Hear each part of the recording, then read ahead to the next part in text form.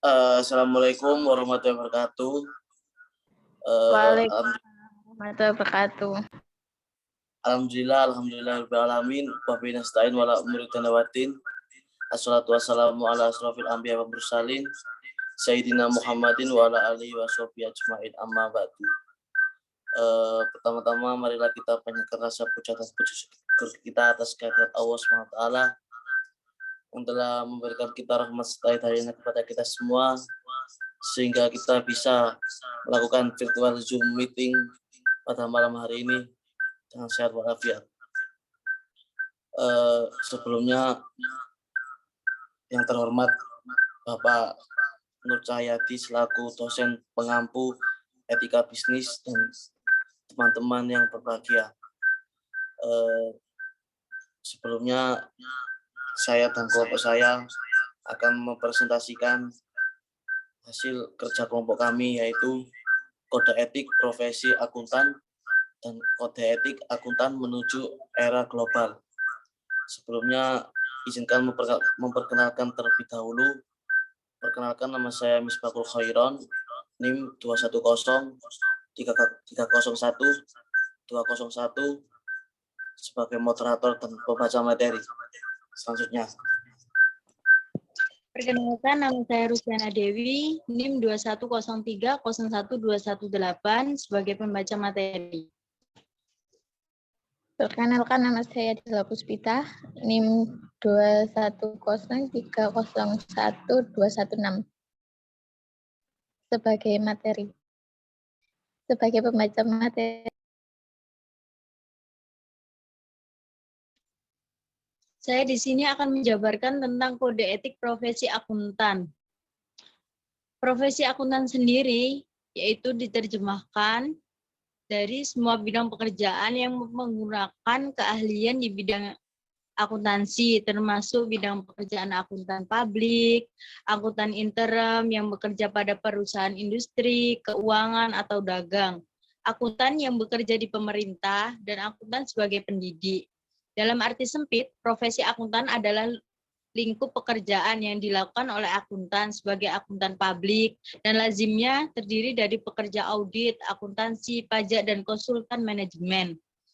Kode etik profesi akuntan sebelumnya disebut Aturan Akuntan Kompartemen Akuntan Publik, yaitu aturan etika yang harus diterapkan oleh anggota Institut Akuntan Publik Indonesia atau IAPI sebelumnya, yaitu Ikatan Akuntan Indonesia.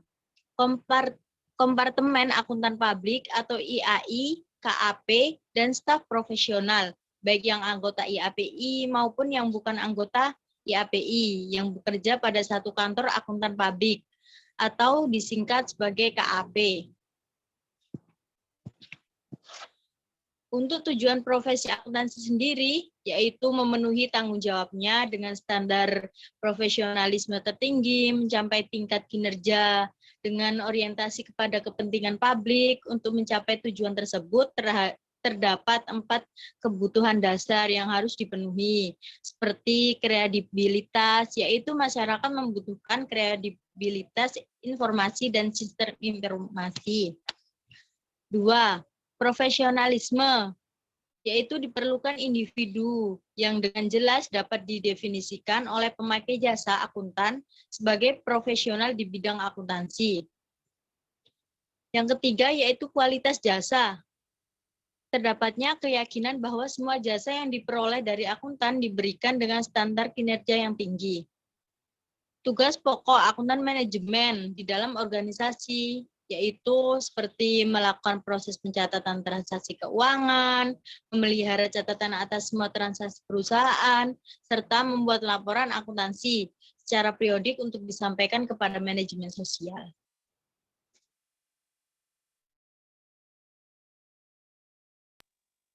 Pengertian kode etik.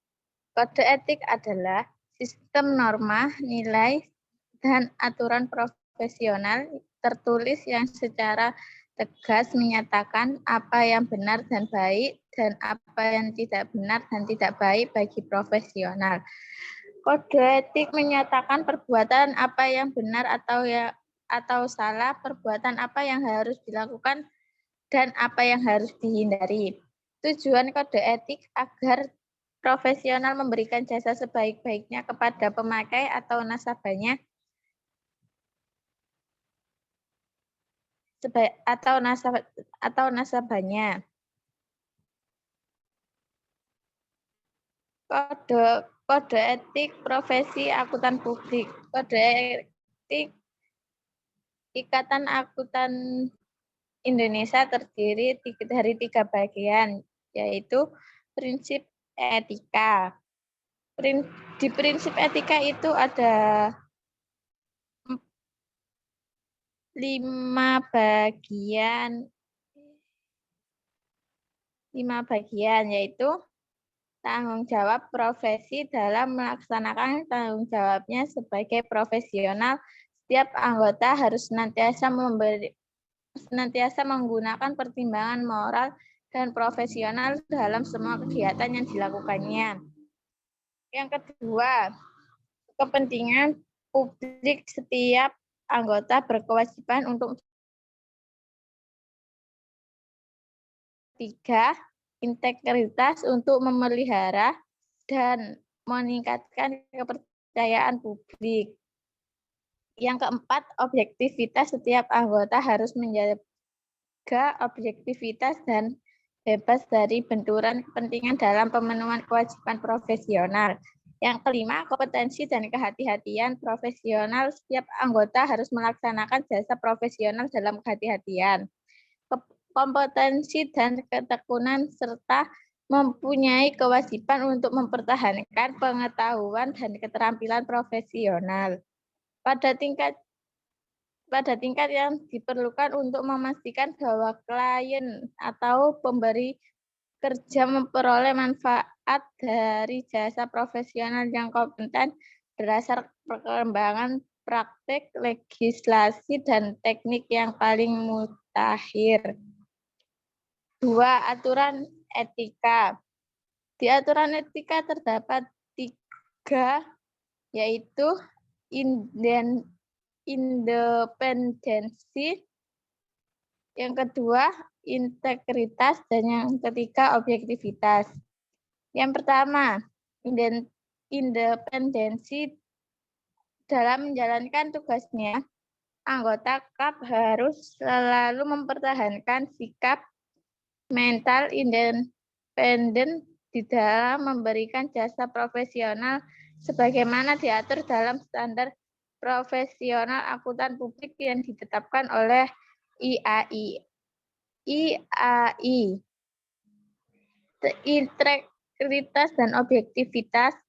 Dalam menjalankan tugasnya, anggota KAP harus mempertahankan integritas dan objektivitas, harus bebas dari benturan kepentingan, dan tidak boleh membiarkan faktor salah saji material yang diketahui atau mengalihkan pertimbangannya kepada pihak lain.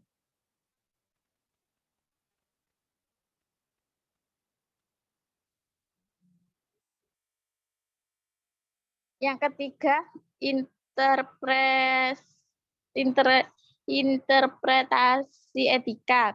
Interpretasi aturan etika merupakan interpretasi yang dikeluarkan oleh badan yang dibentuk oleh himpunan setelah memperhatikan tahapan dari anggota dan pihak-pihak berkepentingan lainnya sebagai panduan dalam penerapan aturan etika tanpa dimaksudkan untuk membatasi lingkup dan penerapannya.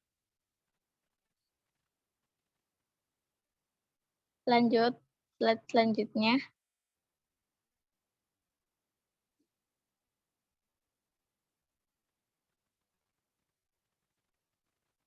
Penegakan etika profesi akuntan di Indonesia.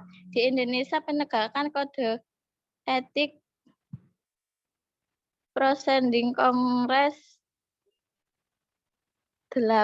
tahun 1998 dilaksanakan oleh sekurang-kurangnya 6 unit organisasi, yaitu 1. Kantor Akuntan Publik. Ketaatan terhadap kode etik adalah tanggung jawab himpunan KAP di mana anggota itu bekerja, managing partner dan partner serta manajer KAP melaksanakan pengawasan terhadap ditaatinya perilaku ini. 2. Unit per review Kompartemen Akuntan Publik IAI. Di lingkungan Kompartemen Akuntan Publik, usaha pengawasan individu pengawasan ini mewujudkan dalam bentuk pre-review yang penyelenggaraannya dilaksanakan oleh seksi pengendalian mutu di lingkungan kepengurusan IAI di kompartemen tersebut. Yang ketiga, Badan Pengawasan Profesi Kompartemen Akuntan Publik IAI. Badan ini merupakan unit organisasi yang melaksanakan peradilan pada tingkat pertama terhadap pelanggaran-pelanggaran yang dilakukan oleh anggota IAI Kompartemen Akuntan Publik. Yang keempat, Dewan Pertimbangan Profesi IAI. Dewan ini berfungsi sebagai peradilan tingkat banding untuk kasus-kasus yang telah diputuskan hukumnya berdasar keputusan pada tingkat Badan Pengawasan Profesi. Yang kelima, Departemen Keuangan Republik Indonesia, yaitu Direktorat Jenderal Lembaga Keuangan. Misalnya Direktorat Pembinaan Akuntan dan Jasa Penilaian. Ia sebagai pemberi izin praktek akuntan publik pengawasan yang dilakukannya pada umumnya untuk menilai apakah KAP yang diberi izin telah melaksanakan ketentuan-ketentuan yang berhubungan dengan keputusan Menteri Keuangan tentang perizinan pembukaan KAP. Yang keenam, BPKP berdasarkan Kepres 31 tahun 1983. Wewenangnya adalah melaksanakan pengawasan terhadap KAP dalam melaksanakan tugasnya. BPKP melakukan evaluasi tentang kepatuhan KAP terhadap perizinan yang diberikan dan terhadap pelaksanaan tugas profesional akuntan publik. Slide selanjutnya.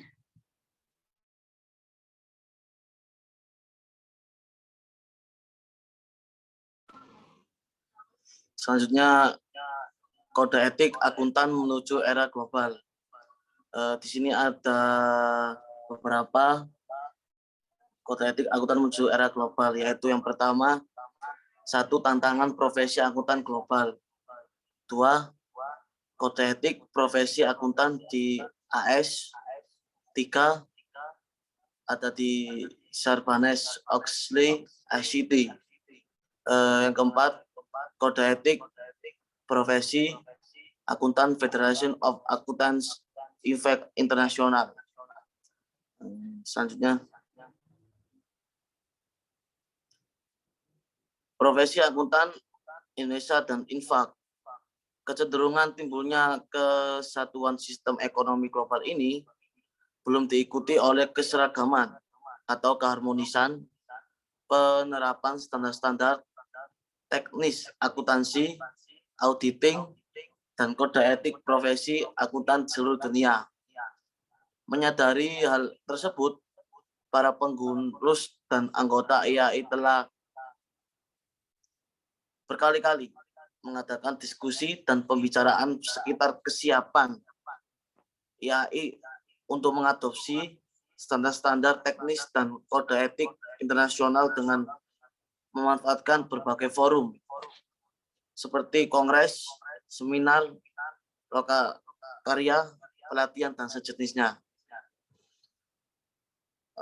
Terima kasih. Itu penjelasan. Materi yang kami sampaikan, yaitu kode etik adalah suatu sistem norma nilai donatural profesional tertulis yang secara tegas menyatakan apa yang benar dan apa yang tidak benar. Yang tidak benar, jadi kita bisa kayak kita itu bisa memplanning agar semua itu jadi baik-baik saja, baik jadi profesional. Untuk kode etik menyatakan perbuatan yang benar atau salah, perbuatan yang harus dilakukan, apa dan yang harus dihindari. Untuk tujuan sendiri, yaitu kode etik adalah profesional memberikan jasa sebaik-baiknya kepada pemakai atau nasabahnya sendiri. Terima kasih.